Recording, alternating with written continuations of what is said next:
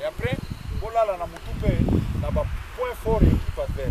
Pour contrer Bango, nous andez. Soit tu réduis l'espace dans l'intervalle, na Bango, na passe, la circulation du ballon, ça les fait. Donc, plus, celui, quand ça n'a pas, plus d'ozoa, le petit Bango. Parce que Bomi Bango n'a pas accélération là-dessus. Donc, idée principale, Yango a un match à l'eau. Soit tu as un ballon, on doit jouer.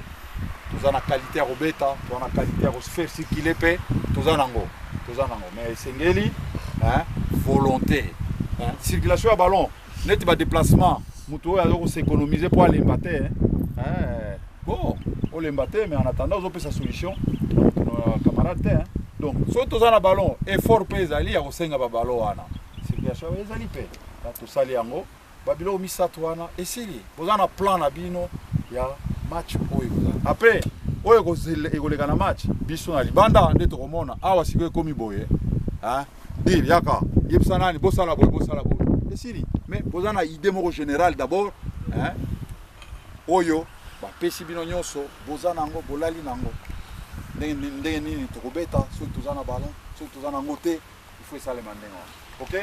Et après c'est les machins individuels les actions individuelles comme tu le dis chacun ses qualités. Mutu a forcé la qualité na yewana na mbangu. Donc la qualité wana na mbangu il faut utiliser en pour na sa différence. Je suis un très bon dribbleur. La qualité na nga dribbleur dans ma situation au monde il faut nazala colo ainsi de suite. Mais global général ils ont idée beaucoup. Et après à terrain Jean-Marc Rosa na ballon wana te biso to Jean-Marc dribble, non. Là, c'est la prise de décision personnelle, individuelle. Voilà, mais dans la globalité, tout dans la volonté, on est déjà que ça est au limite. Ok?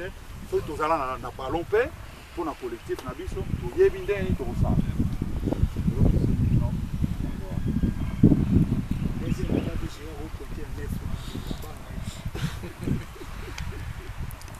Batia quand la coaching On va rappeler la prière du soir, préparer les offrandes.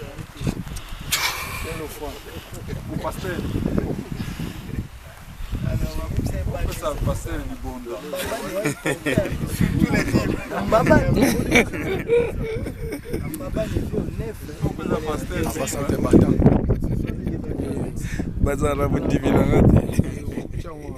On va prier.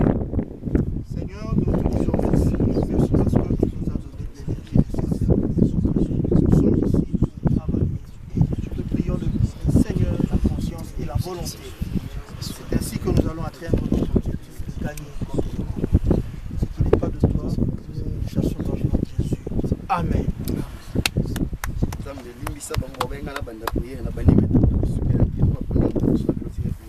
Ah, bon, on va la prière là, Bon, j'ai oublié une chose. J'ai appelé le président Bobo par rapport à votre prime à des stages.